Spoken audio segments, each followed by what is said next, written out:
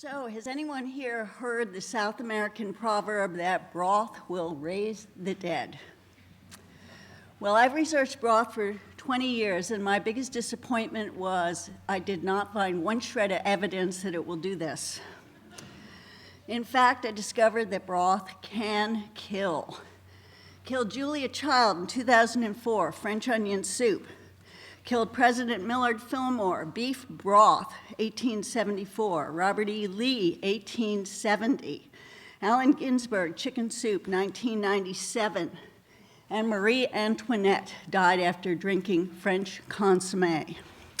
So you're a pretty smart group, so I think by now you've figured out broth didn't kill these people, and of course correlation does not equal causation. So I'm the naughty nutritionist, and I couldn't resist starting out with a little mischief. But from now on, this talk is going to roll to a brisk boil because I got a whole lot of science to cover in very little time. And if I don't get it all in and you've still got questions, I'm going to be at the the Farm to Consumer Legal Defense Fund booth for the rest of the afternoon. So, you've all heard that chicken soup is Jewish penicillin. And a lot of people believe that, whether or not they're Jewish. And there's a long history of very good experts, medical experts, and others who believe that to be true, most famously Moses Maimonides in the 12th century. And he took it from Galen and before him, Hippocrates. But the idea of Jewish penicillin, it's so ingrained in our culture that comedians really run with it. A Jewish woman had 2 chickens. One got sick, so the woman made chicken soup out of the other to help the sick one get well. This would not play if people didn't understand the healing power of chicken soup. Florence Nightingale took the celebrity chef of her age to the Crimean War to help wounded soldiers get well quickly with nourishing, high-quality broth. In her notes on nursing, she talked about invalid cookery and meat tea and other health foods. Broth, gravy aspect, we're talking about broth and gelatin. Old cookbooks always had a chapter on helping people get well. Mrs. Beeton's cookbook, Fanny Farmer cookbook, all using words like this will cure for sure, or in my experience, this will always be beneficial. Community soup kitchens, we all know that's to help the malnourished and misfortuned. And Chicken Soup for the Soul, best-selling title, because it means so much to so many people in terms of physical and mental health. But some of you might be asking, is it paleo? Because paleo people didn't have a pot to cook in. But someone really early on probably noticed that when they were cooking meat on a stick over the fire that some of those good juices were disappearing and lost. So they started getting some bright ideas, and this continued on until people regularly could afford and have pots. But early on they were doing things like animal skins, cooking water and meat and adding hot stones first and sometimes putting it over the fire, as you see in this Irish woodcut from 1581. And then, of course, some things we'd make soup from came conveniently in their own pot, like turtles.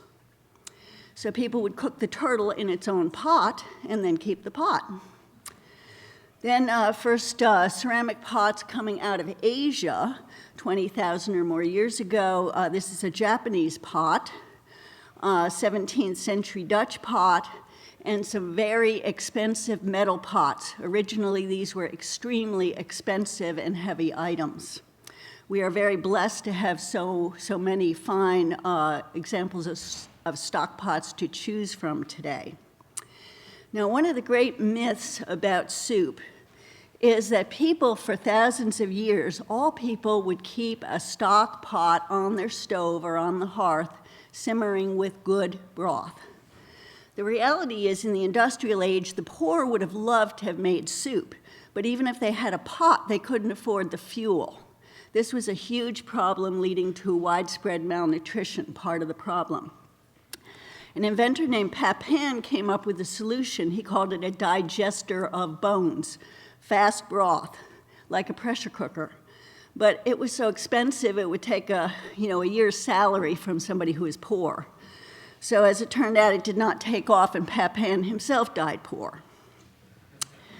Now, wherever we go around the world and we see healthy people, as Dr. Weston Price did with his research, some form of soups and stews and gravies or aspics or whatever is part of the culture.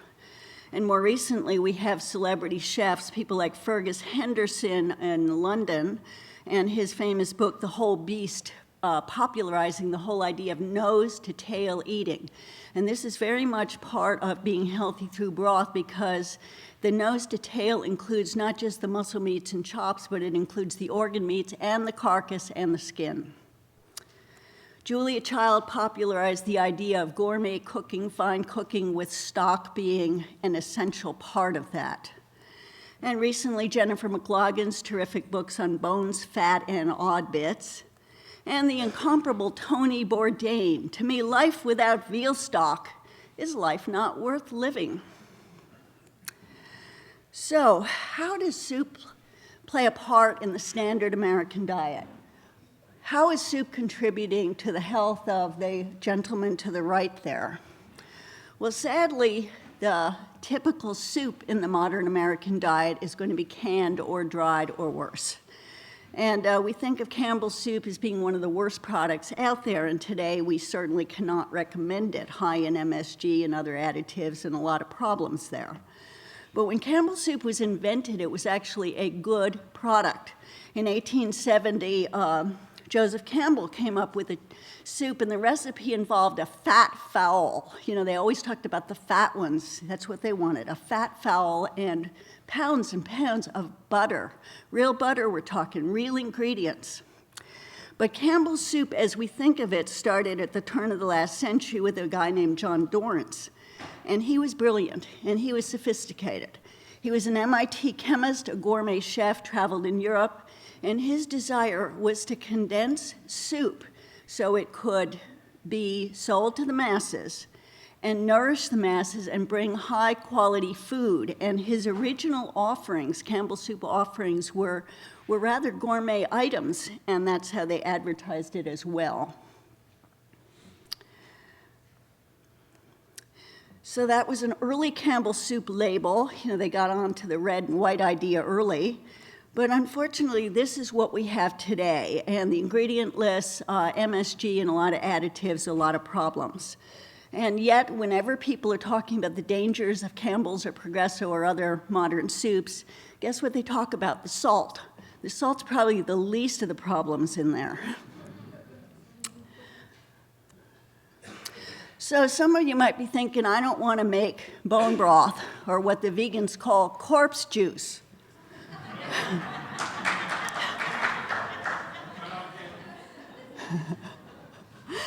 So some people would like to buy it ready-made, and sorry to report that soups like you're seeing on the slide there, many of them are not even made with bones, and on top of that, there is MSG in there. It might not say MSG, but things like natural chicken flavor or autolyzed yeast extract, that is code for MSG.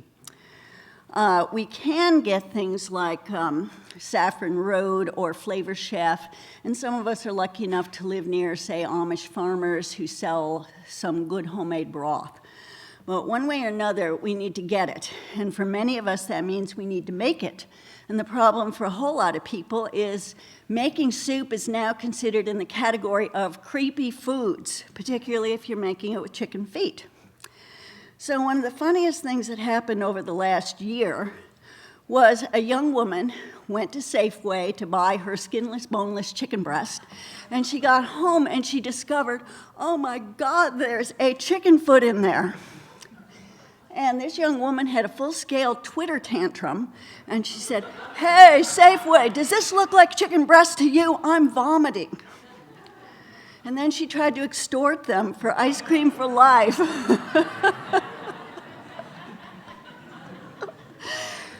As someone who makes broth all the time and deals with corpse juice, I find this very funny.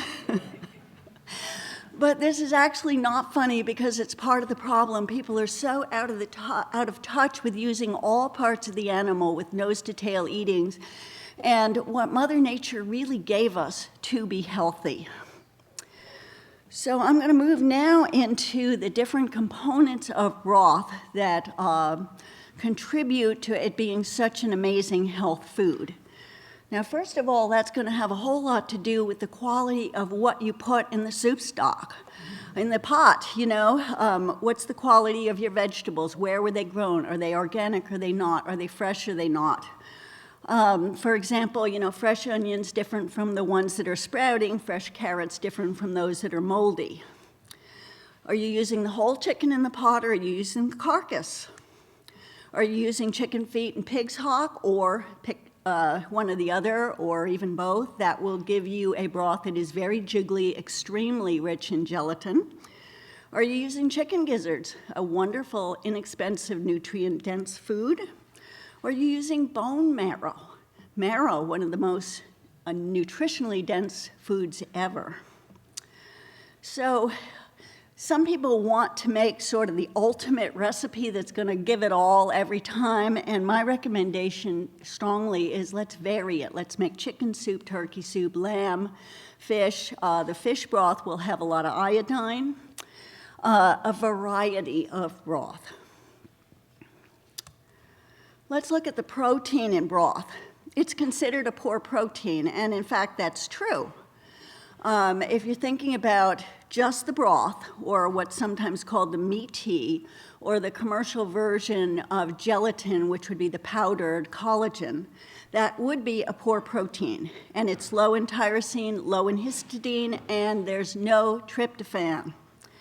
Well, this is really not a problem because you can solve that problem very easily with meat, eggs, and other high-quality proteins in your diet.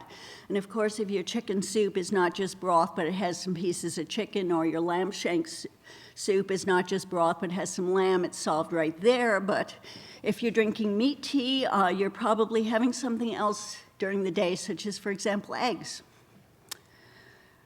Nonetheless, in the 19th century, there was a headline about dogs dying from gelatin, and that scared a whole lot of people. As it turns out, as with many studies, the headlines in the newspapers did not reflect the study itself. Dug up the study and discovered, yeah, the dogs died all right, but not from gelatin, but because the gelatin was so foul and rancid and stinky that the dogs starved rather than eat it. And in fact, gelatin is a useful protein. It's not a complete protein, no doubt about that, but it has what used to be called a sparing effect. You see that phrase a lot in 19th and 20th century literature, and that means that you need less meat in order to have all the benefits from the meat protein if you have soups or stews or the gelatin in the picture. And should you be on a plant-based diet, either because you're broke or because you're a vegetarian, or you've just heard that the grains are healthy for us, none of us, of course, but if you want to help out those grains, you make your rice with broth, or you make your quinoa with broth instead of water, and that will improve the quality of the protein as well as its digestibility. So yeah, bone broth is a poor protein, but the gelatin, that will pack a punch. And where that comes from is it's high in the conditionally essential amino acids glycine, proline, and glutamine. Conditionally essential amino acids that a whole lot of dietitians tell us we all get enough of, but in fact most of us desperately need more of. So proline. We need proline if we're going to make collagen, if we're going to have beautiful skin or cartilage. You want good knees, you're going to need proline. So why would somebody be deficient in proline? If you're on a high-carb diet, if you're on a vegan diet, if you're on a high-protein diet that's low-fat, if you've got a vitamin C deficiency. So glycine, simplest amino acid used to make other amino acids. And we need more glycine if there's increased needs. Are you pregnant? You need more glycine. Do you have an infection? Do you do a lot of sports, bodybuilding, athletics? Are you detoxifying? We all need to be detoxifying. We're in a very, very toxic world, and we need glycine to make glutathione.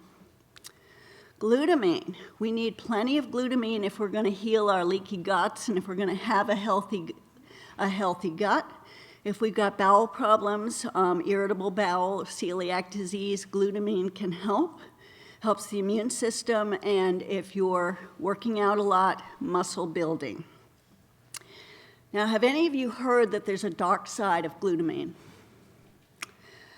A whole lot of people seem to think glutamine and MSG are the same thing, and they're not. But here's the thing. Glutamine does cross the blood-brain barrier.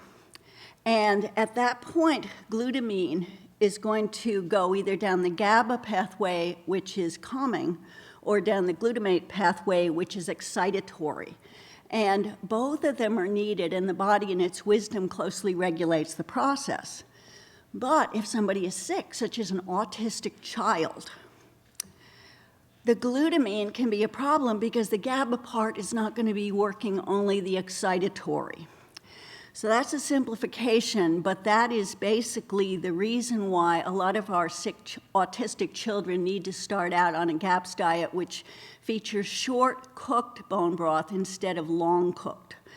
And the short-cooked is lower in glutamine. It's also lower in all the rest of the nutritional elements.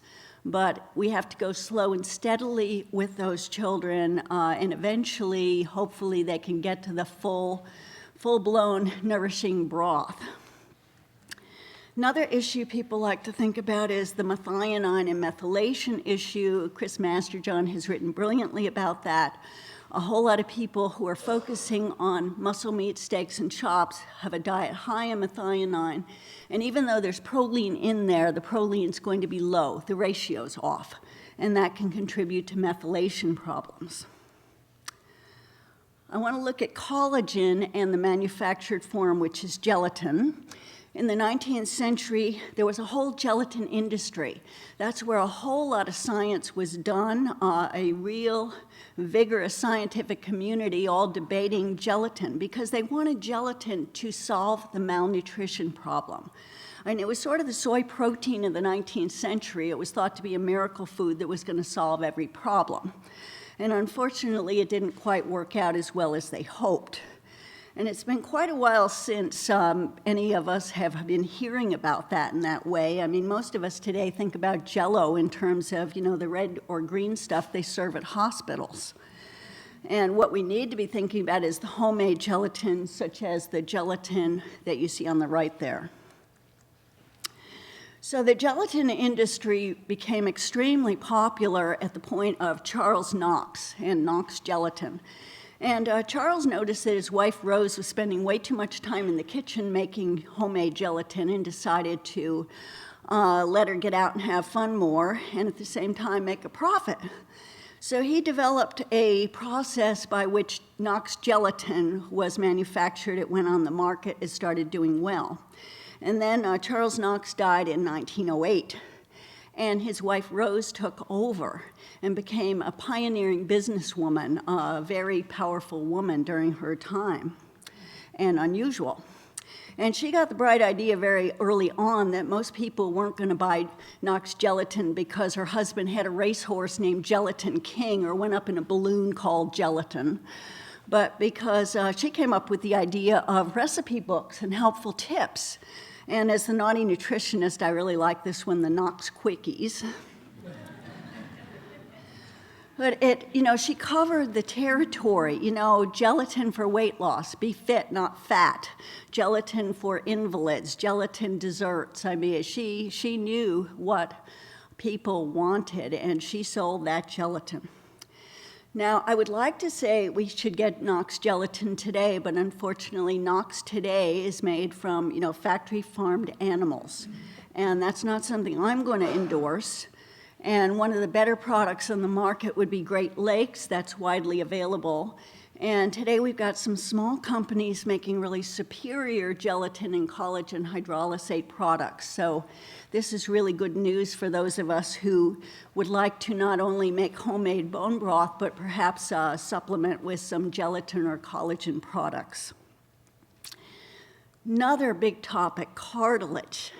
If you're making homemade bone broth, there's going to be all the globs and blobs of cartilage on those bones. You know, it's not a pick clean skeleton that you're working with. There's going to be plenty of cartilage on there. And the amount of cartilage in your pot of broth is going to depend on what you're starting with. A lot of knuckle bones, a lot of cartilage. If you're making shark's fin soup, I mean, the shark's whole body is not bones, that's cartilage. The entire body of the shark is cartilage. You're also going to find bone in your bone broth. And again, the quality of the bone is going to affect its nutritional profile, but generally about 50% minerals, 28% collagen, 22% water, you know, on average. Now, you would think, wouldn't you, that if you're making bone broth, and particularly if you're cooking it for a long time, and like with chicken broth, if the bones are really soft and just about dissolved, you would think you'd have a whole lot of calcium and other minerals in there. And there's a myth out there that a lot of people keep repeating, that if you can't do dairy or you don't want to do dairy, that a cup of bone broth will give you as much calcium as a cup of milk. This is not true. It does not even come close. But there's so little calcium in bone broth. This was really shocking, and the first study I found was a 1934 one, and a very good study. You know, just because a study's old doesn't mean it's not a good study. 1934 study, very low calcium, but the broth that had the most calcium was the one made with a lot of vegetables. Now, this just seems so hard to believe. I mean, I would have thought, you know, the bones were making the calcium, but they were getting it from the vegetables. So this was one of those, you know, what the fuck moments. So, of course, the first thing we did was we tried to test. So we got some superior broth from pastured hens. You know, we got it from Jessica Prentice. We had Kim Schutte of Biodynamic Wellness make it. We had the best broth that's out there. And we had it tested. We had it tested at a couple labs, and over, low calcium, just like on the USDA figures, you know, made with, say, Campbell's soup or something. So the big question was, okay, I have to accept that the calcium is low. So why do we have so many testimonials about people who had brittle and broken bones and osteopenia restoring their bone mass through bone broth? Why do we have all those testimonials? And here's what I came up with. The key is the collagen in the broth, because the building blocks of bone are collagen fibrils. They form the scaffolding. You have to have the structure in place, because without that structure, you can slap on all the calcium and other minerals you want, and all you're going to build is chalk that can start to just, you know, fall apart. It's like you can't build a building with concrete without putting rebar in there. The structure is the most important for the strength and flexibility. And that is where bone broth shines, because that's where you're going to get a lot of that good collagen. Let's look at bone marrow. You're going to get bone marrow if you're making homemade broth. A little bit if you're making it from chicken, a lot if you're using marrow bones. Now, of course, marrow is a very primal food. You know, it's, I mean, the ultimate carnivorous food. You know, you're licking and you're sucking. You know, it's very carnal.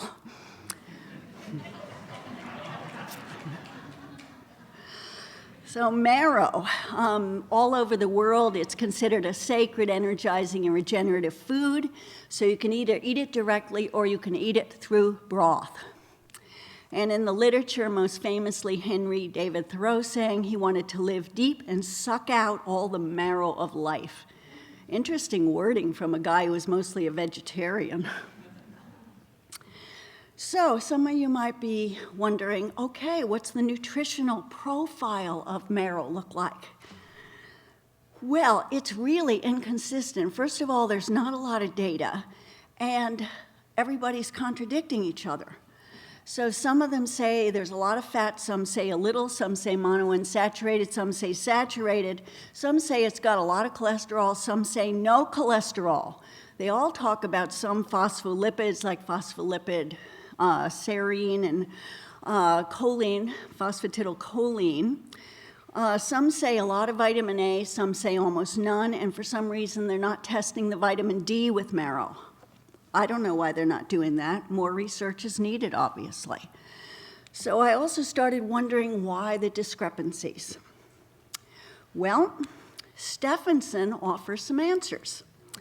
Stephenson noted in his book the lower leg was soft and more like delicious cream in flavor, in other words, the monounsaturated fats, and the femur was hard and tallowy at room temperature, in other words, saturated.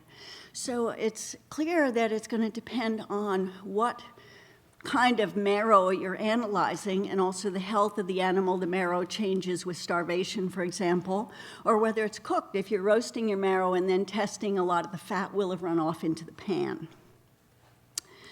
Another component of broth that's important for health and healing, the protein sugars, proteoglycans, protein sugars, and some other names of these things, mucopolysaccharides, glycosaminoglycans, which everybody calls GAGs. And here's a cartilage molecule, chondroitin sulfate, keratin sulfate, hyaluronic acid. These are all forms of these protein sugars.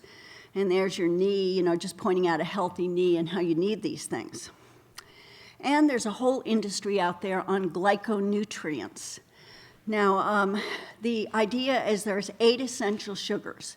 Now, just about everybody's getting more than enough glucose, but hunter-gatherers would have been getting a whole lot of these other things, and we do find them today in foods like, say, shiitake mushrooms or aloe vera juice and stuff like that. And we find the essential sugars N-acetylglucosamine and N-acetylgalactosamine in homemade bone broth. So let's make it.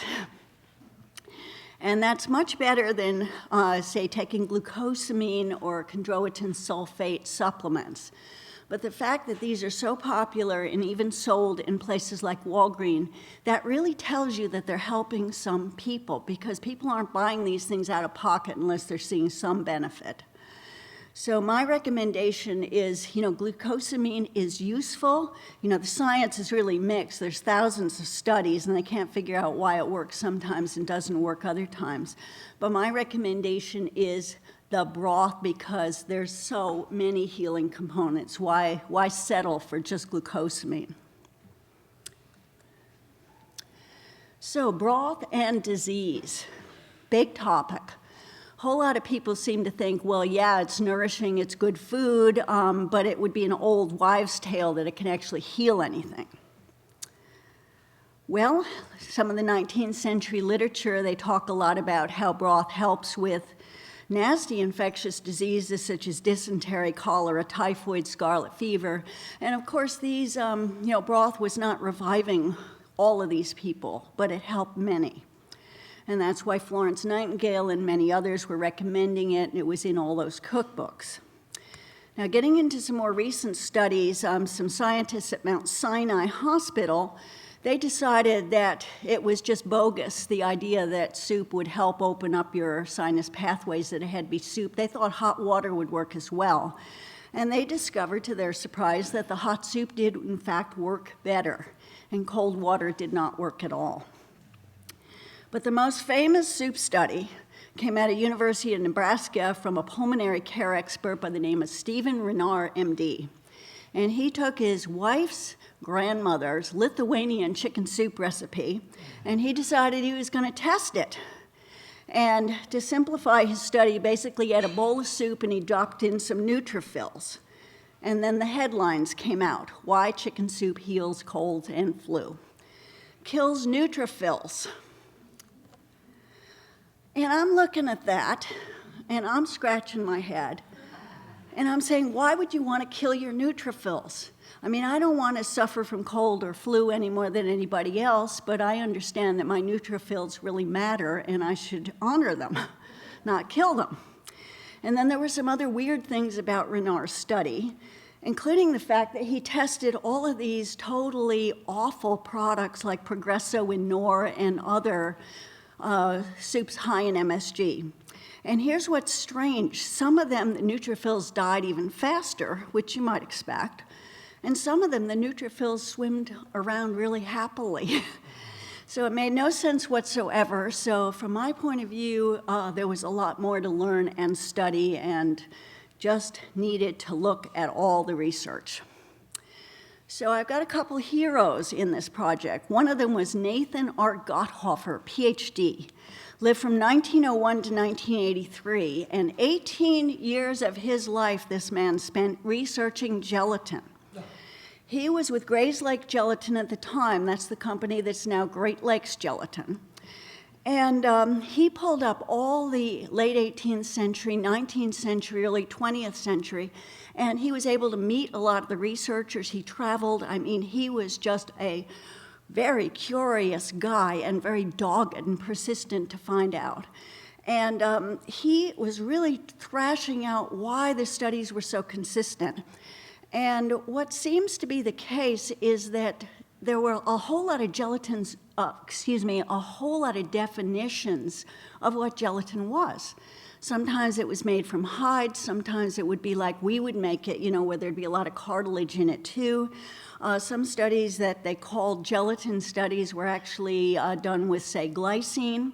So of course it was all inconsistent.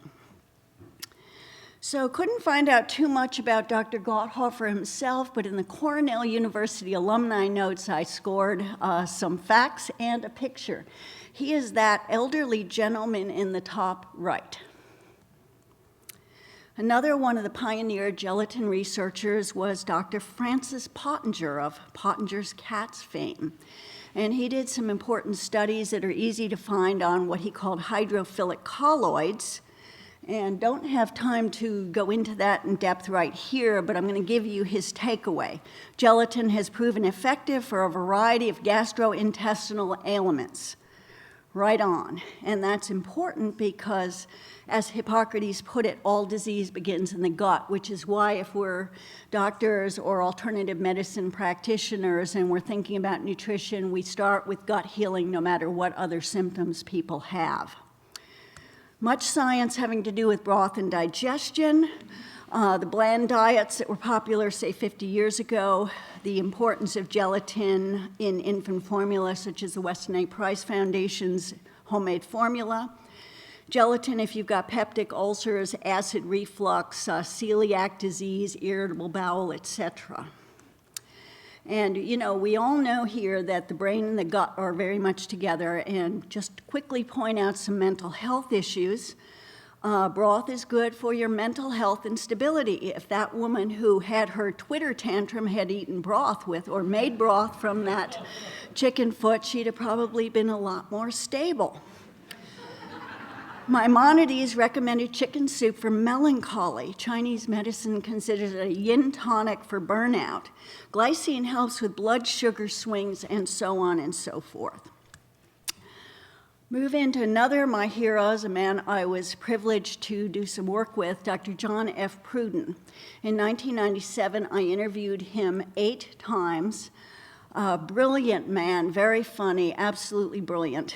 Doctor's doctor.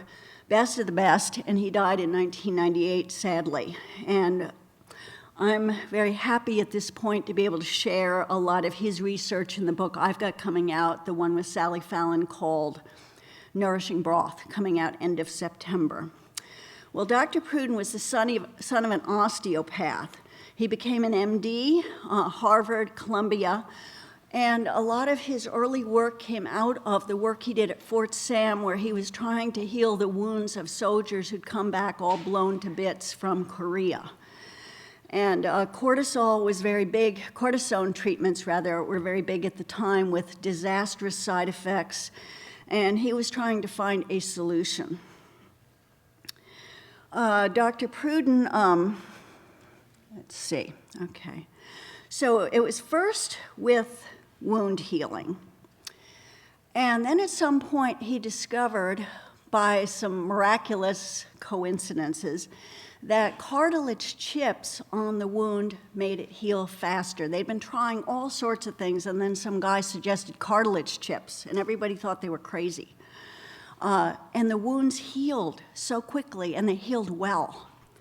And from there, Dr. Pruden went on to do more and more research with cartilage, and among other things, he found out that it could turn around herpes, shingles, mononucleosis, and other viral problems, which has something to do, I think, with why broth can heal colds and flu and other problems.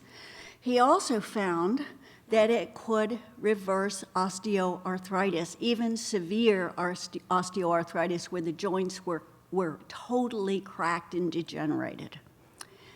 He found it could reverse rheumatoid arthritis, and the patients he were working with were totally debilitated. I'm not talking about early stage or prevention here, which of course that it does even better, but late stages, people who were in agony. He turned around scleroderma. He softened the skin of these people with the hidebound disease, where their skin got so tight around them that they were prisoners in their own skin. He turned around psoriasis and irritable bowel, colitis, and Crohn's. You know, these patients were, shall we say, flushed with success. Now, some of you may realize at this point that a lot of these are autoimmune disorders. Now, that's kind of controversial, but a lot of good, solid health practitioners believe that's what we got here. And I just want to point out here that with multiple sclerosis, Dr. Terry Walls has included broth in her healing protocols for that, another autoimmune disease. Dr. Pruden also turned around cancer cases, terminal cases, the kind of cancers that nobody could cure then or now. 31 cases, and these are all written up in the very best medical journals. And of course, nobody has ever heard of them, but they're there. So, why did he think he was having these results?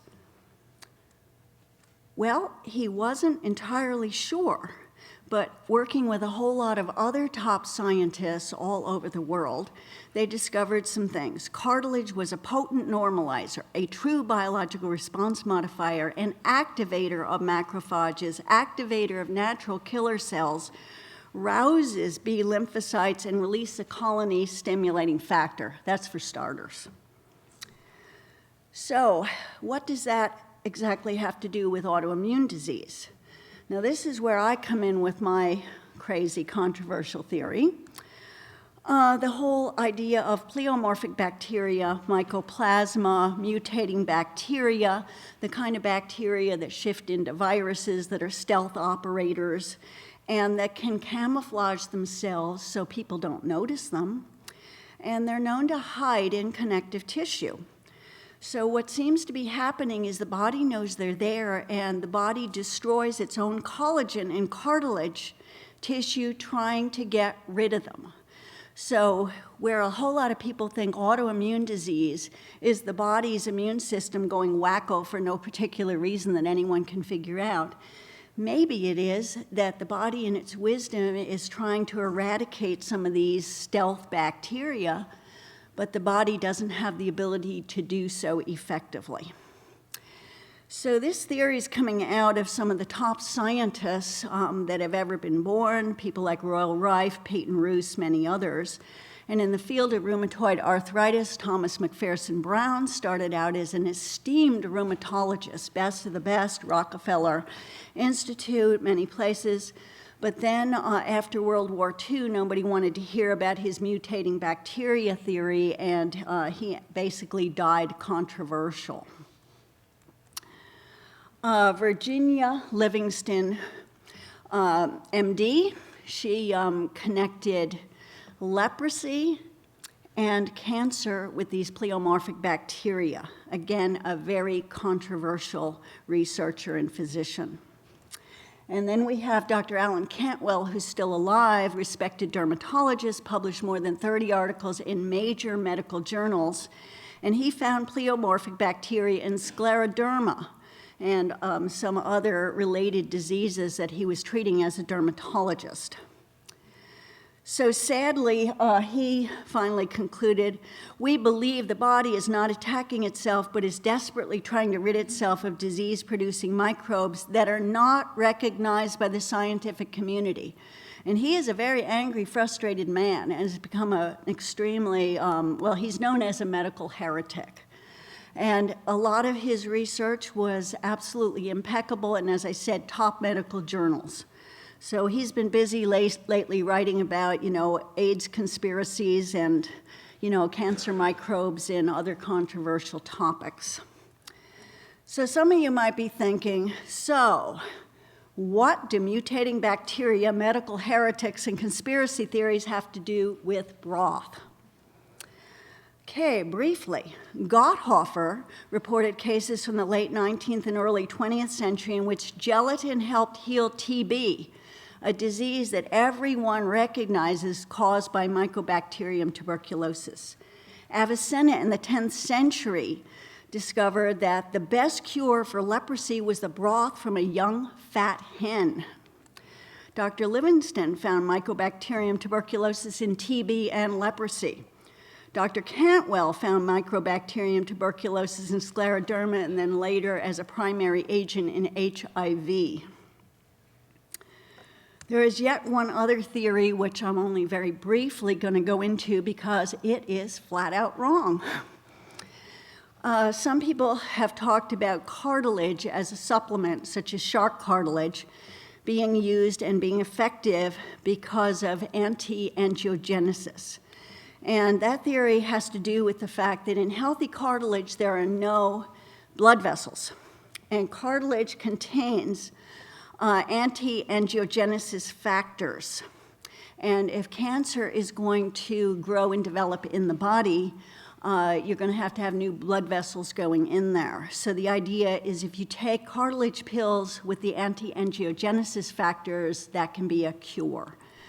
The problem with that theory, which was publicized very heavily by the Sharks Don't Get Cancer guy, is that Judah Folkman, who went ballistic over this thing, he said they don't survive the digestive process, so you're not going to get them from broth and you're not going to get them from pills, but you might benefit from, say, injections.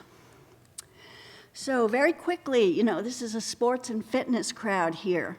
Broth is fabulous for sports and fitness. Early ads for gelatin and Bovril, which was a gelatin beef product. It's going to put the beef in you. Don't be a 90-pound weakling. Let's build up here. Many of the early bodybuilding champs, the great Sando, Armand Tanny, the great Vince Gironda, and their diets, their recommended bodybuilding protocols included meat, eggs, gallons of milk, and some gelatin. Most of them did not have a whole lot of gelatin. Many of them probably got enough glutamine because they were drinking gallons of milk. But if you don't want to drink gallons of milk, and you probably don't unless you really want to get fat, I would strongly recommend homemade broth or some of the collagen hydrolysate or gelatin products. And thanks to Randy Roach for coming up with all the dietary protocols of some of these athletes. So the final section, going through quickly, anti-aging. We all want to be immortal, right? Shark cartilage soup, reputation as an aphrodisiac and as an elixir. And the Bovril ads, they really picked up on that. The old guys, Bovril will put a man on his feet, out of the wheelchair onto the track. And a very interesting little aside, broth can turn around cellulite. In the late 1990s, Dr. Pruden told me that some of his patients were amazed. They got smooth skin, and their cellulite disappeared, and they lost their arthritis. Okay, cod sperm soup, aphrodisiac, rooster testicle soup, velvet antler cartilage products for your love life. So in conclusion, broth is not going to resurrect the dead, but it might be just the thing to keep us juicy for life.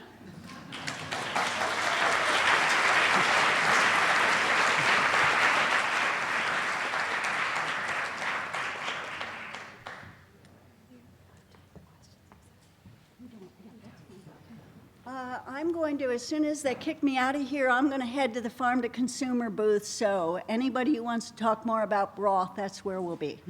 Thank you.